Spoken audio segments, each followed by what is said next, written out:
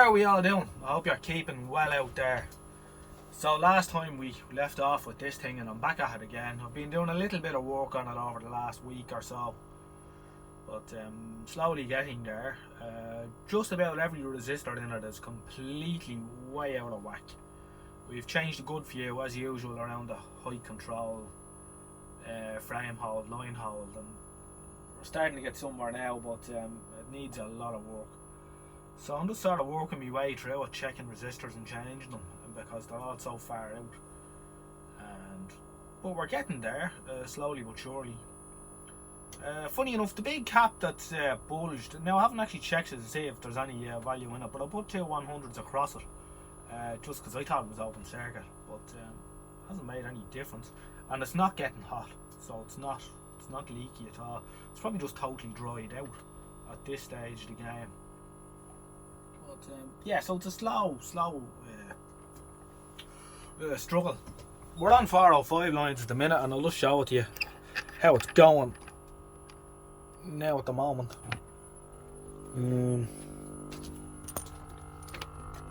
We did bang in another PCL 85 just to rule that out. I also changed the EF 18 it was 184 here. It was gone. Remember the blue load that was inside it? As we can see, the getter is shagged, so she's lost our vacuum. It was still working to an extent, but it was time to go. So we found a new old stock Mullard one and we stuck her in. So that's where we are at the minute. But we're getting there. I'm after getting a new toy though. Just messing her. Going to have a look at this now. I don't know if it's any use or not. I might have wasted my €7.27 or whatever it was I paid for it, in that ballpark anyway. It's not a soldering iron, it's a desoldering pump. I'll just turn that television off now because I'll be going at it again in a minute. Has a little hole in the tip. Stick her on, push the button, solder comes off, or so we think. So we'll well, I was going to change this electrolytic here because it's one of them dodgy red ones and it doesn't look great. All the gear was coming out around it, so we'll try it on that actually.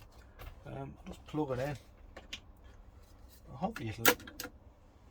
Usually what I do when I'm working on these, I don't use any desoldering at all. I just get the old forceps onto whatever resistor or what have you I'm replacing and heat up the board and yank it out as I'm heating it up. I find that's more than sufficient for this, but we'll just try this to see what it does.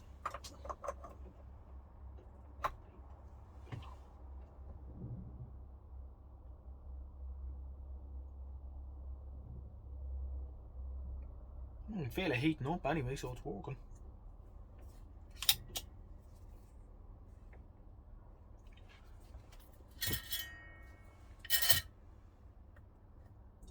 Put it into my soldering iron holder. Right, so I'm going to take out this, I think it's a 10 microfarad cap, is it?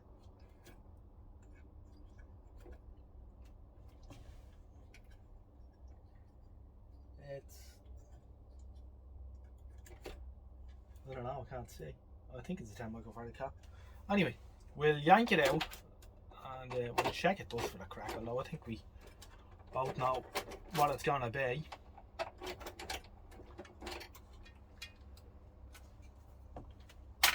I hope you're all keeping well out there, of course. We're well into winter now. Cold nights are starting to come in.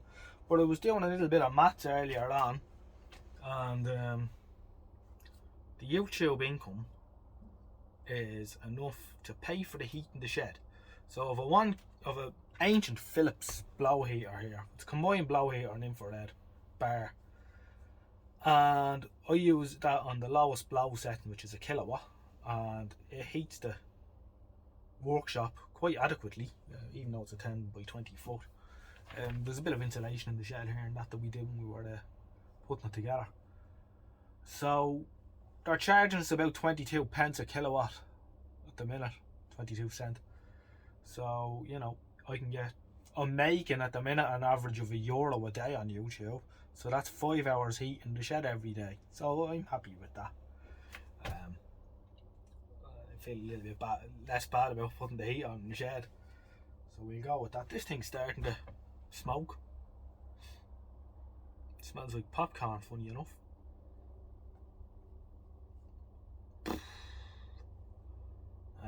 I don't know how long it takes to heat up. I think a worthwhile modification with this is to leave it on all the time and have a standby. Would have a switch in the lid with a diode that you could switch on and off. A lot of lads used to do that with the Antec soldering irons and that, just to save the tip and they weren't using them but keep them warm.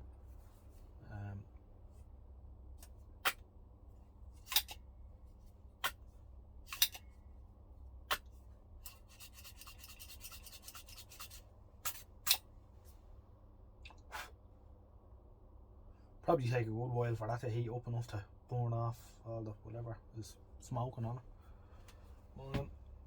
I'll give this a shot anyway. Let's see, we get it in here on the cap. Maybe I should bring the camera in so you can actually see what I'm doing. If that's possible or not, but not really. Anyway, I'm over here.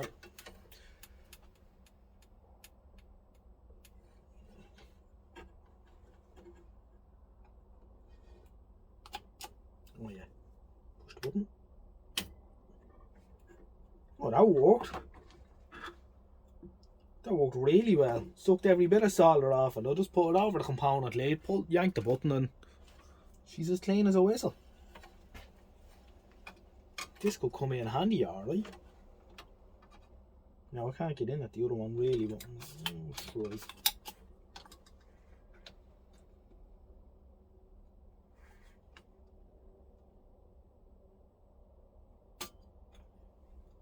That's it.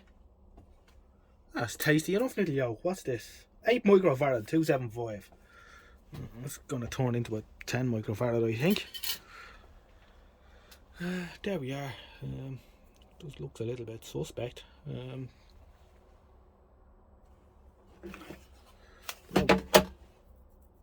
What will I do?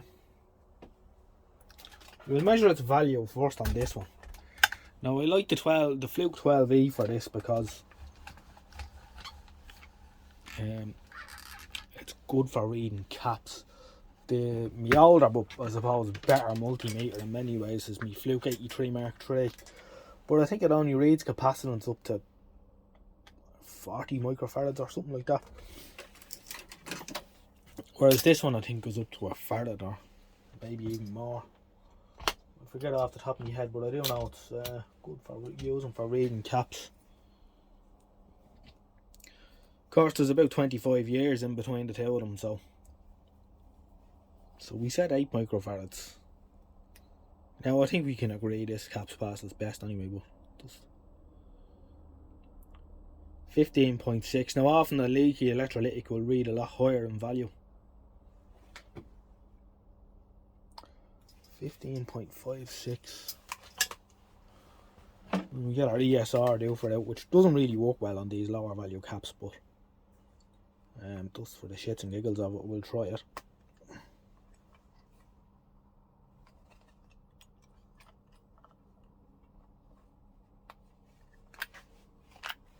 Come on.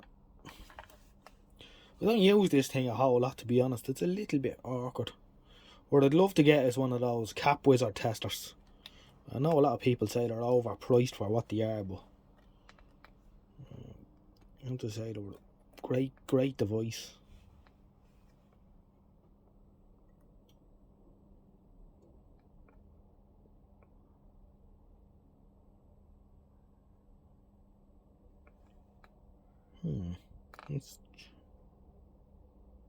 Oh, 96 ohms. That's a bit strong.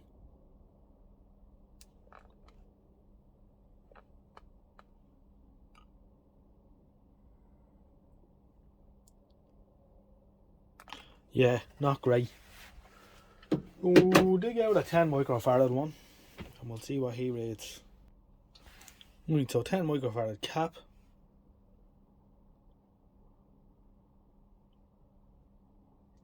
9.71 microfarads. Won't fall out with that.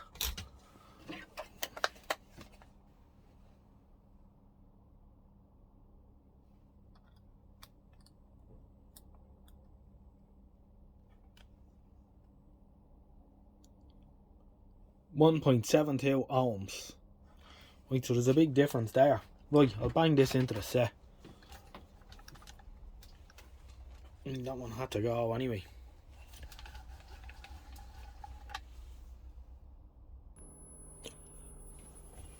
So one thing I need to concentrate on now is actually trying to get the frame to sync. It sort of does that for a few minutes and then eventually locks up. Now I did try another. It's running a half speed there at the minute. I did try another PCL 805.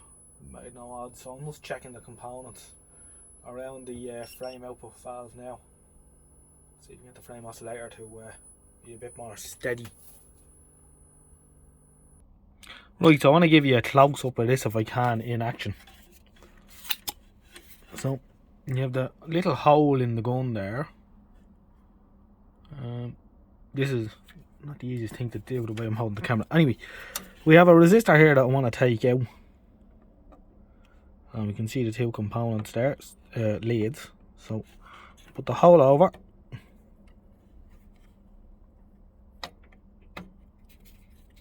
Push the button.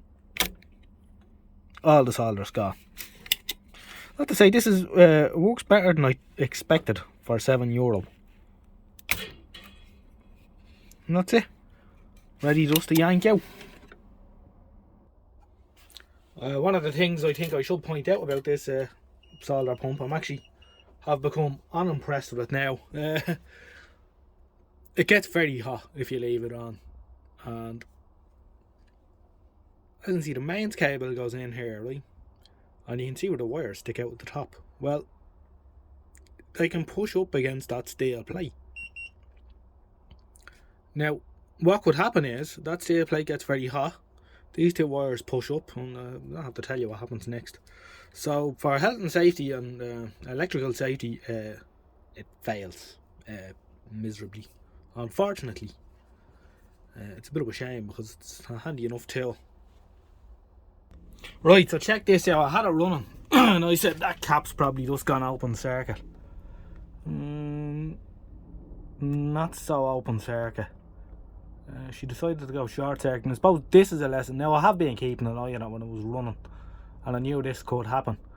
But I suppose it's a lesson to anyone, you know, doing up a radio or even a television, where you just put new electrolytics in there, you don't cut out the old one. Just because it's open circuit doesn't mean that it couldn't go short circuit in the future. And